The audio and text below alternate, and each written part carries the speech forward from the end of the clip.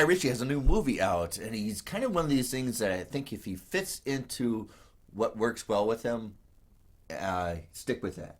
He does a lot of espionage movies, a lot of crime movies, and I think this is kind of the emergence of both. Yeah, he's been recently hitting it really well with me. I think when The Gentleman came out in early 2020, I really took to that film. Yeah. And then every time, this is the most excitement I've had for Guy Ritchie in the past 5 years than I have at any other point in his career. Right, this is weird. We're both and especially having in 2019 when he did Aladdin, I was like, how is Guy Ritchie going to make a good Aladdin live action film? And I really liked that one as well. So Guy Ritchie's got a new movie. We're both going to be there. Let's talk about it.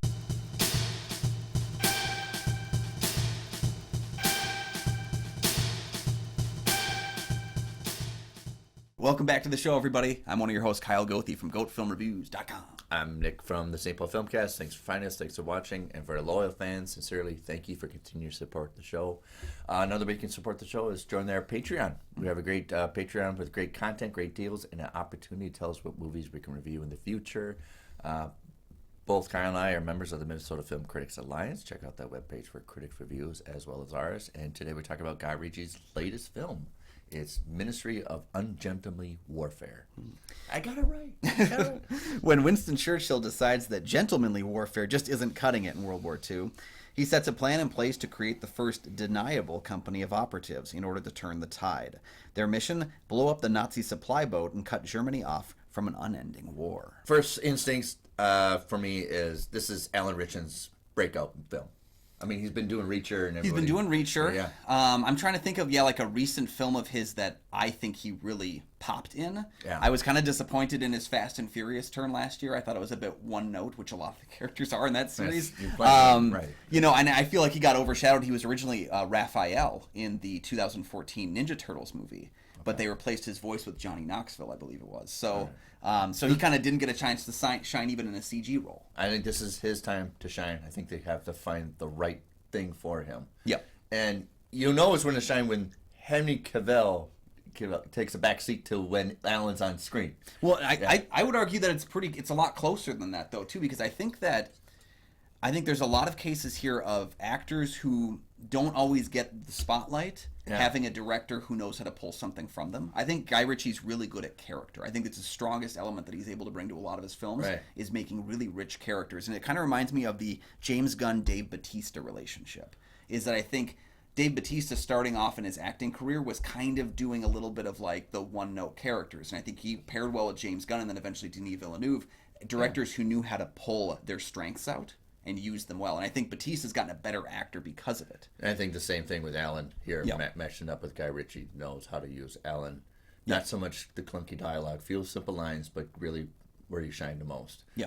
And have iconic uniform. I told everybody, I want to see if somebody cosplay Alan Ritchie from this movie. Just put the white shirt and Nazi blood all over him with the glasses. Yep. So I'm waiting to debulk a little bit because I'm too much at that point. But overall with the script, it's very saturated. That's my first instinct. It's heavy-handed, but it's Guy Ritchie. You understand it's bombarded with a lot of thread dialogue that all of a sudden the dialogue flows into the next scene and comes back. You have a lot of these femme fatale action, the dance sequences. So it's very saturated, very gaudy, and I kind of like that. You anticipate that's what we want from Guy Ritchie, right? See, I feel like there were too many cooks in the kitchen. There's 4 screenwriters on this film. Guy Ritchie is only the last guy to enter into it, and I kept asking myself for the entire 2 hours, why did Guy Ritchie decide to remake Inglourious Basterds? Because there's so much Inglourious Basterds in this film, and I think that Guy Ritchie is almost imitating a Tarantino style of imitating a Leone style of imitating a WW2 film. It's like I feel like his voice is a little lost in this. I don't feel like it's a Guy Ritchie movie watching it. You don't think so? Okay. No, and I think part of it is that with the guys on the boat, I think they're great characters who kind of have a boring story. Yeah. And I think the undercover people are kind of boring characters that are in a great story. And we're never really able to marry the two.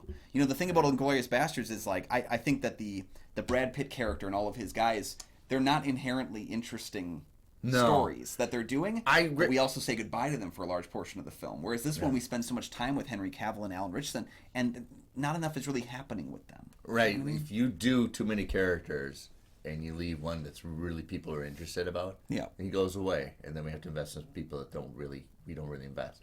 I don't really care about the subplot of the fake banker and all that party crap. See, I thought that story was more interesting to me than the guys in the boat, but I didn't think the characters were that well written. That's where a case where I think Isa Gonzalez, who plays Marjorie, I think pulls a lot more out of that, how that character's written, than I expected. And I think one of the standout people, other than Richardson, actually was I'm going to say his last name wrong, Babs Olusanmoken, who plays Mr. Heron, who's her kind of like partner with the briefcase. Yeah. He was in the Dune films as Jamis.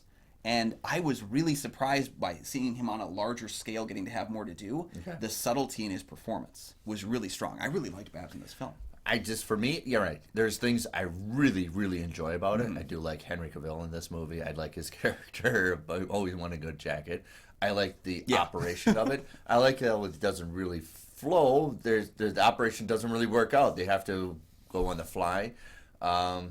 It's a little bit exaggerated. I don't think with the it's supposed to be his true story. I don't know how much of this is true. Yeah, it reminded me a bit of Black Klansman, where it's like, we know that the story is already pretty wild. We're gonna just add a couple of layers to it. And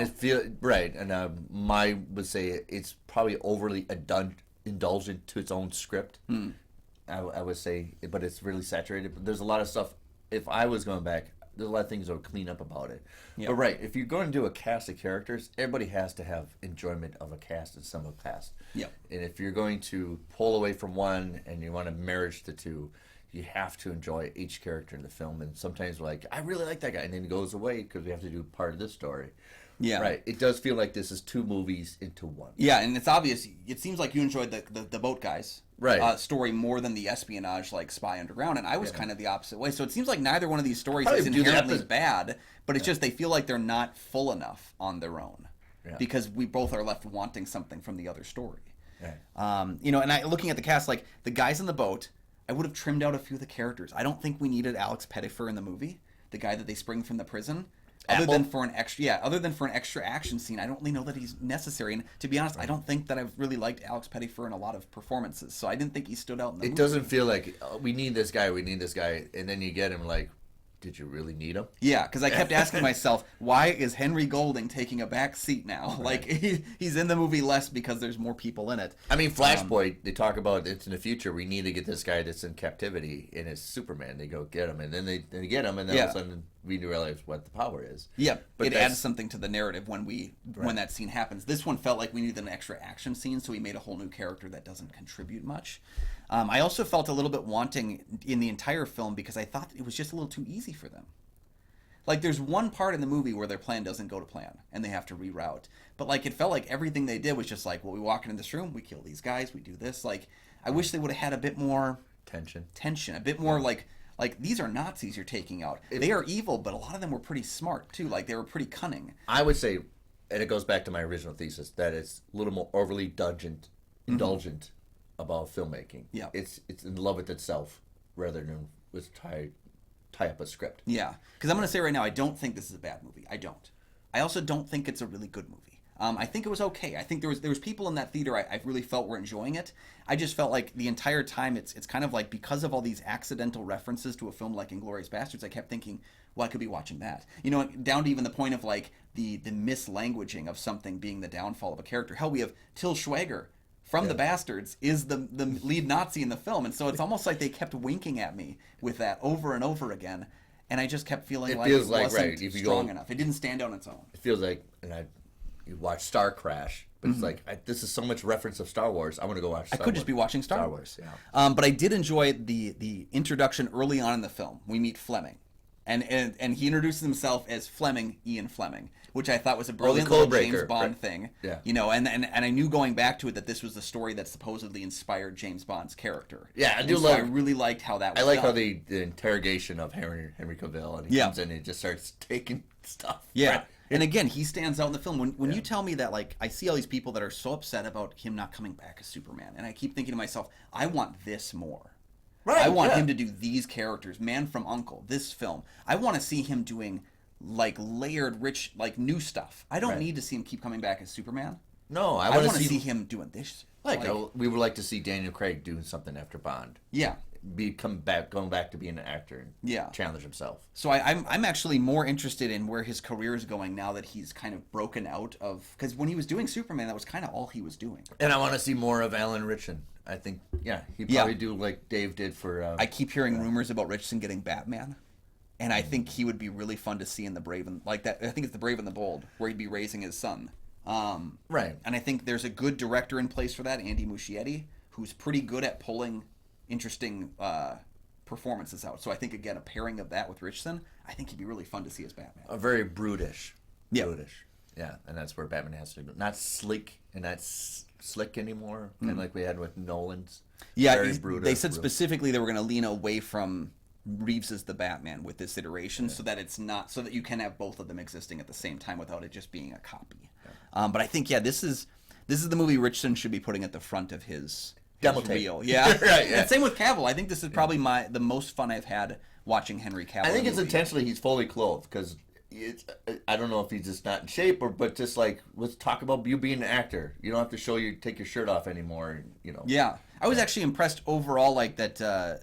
Even the Asa Gonzalez part felt like it was not as extreme in terms of the sexuality of the character. She has the one big scene where she's singing, but other than that, she's a character who's written to use her willpower, her ability to have that. But there's even the scene where there's the tense scene where they're talking about Jewish people being like the Nazis telling him like Jewish people are very cunning and stuff, and I was like, this just feels like that opening of Inglourious Bastards again every time they swung back to it. Right. So it's a movie that I think, if this is your type of film, you can really enjoy. Yeah.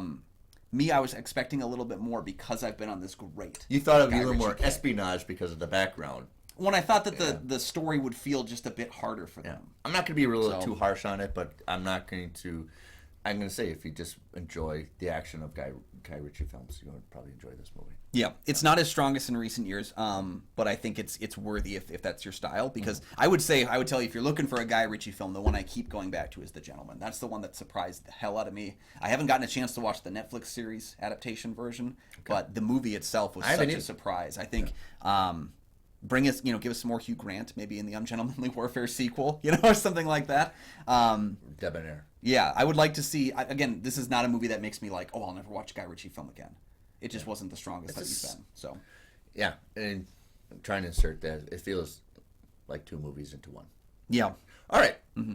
What do you think of our assessment? If you have seen it, I don't know if a lot of people are going to see it in theaters. Yeah, I think this one's going to, pardon my term, miss the boat in terms of, getting the money that it's required to do. But I think, it's worthy checking out. If the trailer interests you, I think it's worthy checking out. I don't wholeheartily recommend it, but maybe you do. Let us know your favorite. I'll just say right there, I'm not going to be as harsh, but it's not going to be on my top 10 by June. It's what I just said to a guy yesterday. It's not on my top 10 of the year. It won't be on my bottom 10 either. No, and that's okay. Yeah. There's 150 movies every year that won't be on either one of those lists. So so let us know your favorite Guy Ritchie film. Maybe it's a recent one. Maybe it's a classic one. Down below in the comments section. You're a Snatch guy? Snatch. I'm a Gel guy.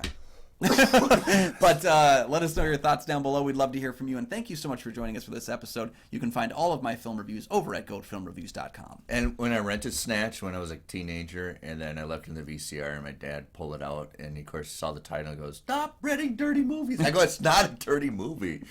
What are they thinking? Yeah, right. He's like, "Take this out and put Showgirls in." Right. Yes. Thanks, Guy Ritchie, for calling the movie Snatch. So, right. Yeah. You can find my show, the St. Paul Filmcast, anywhere you find podcasts.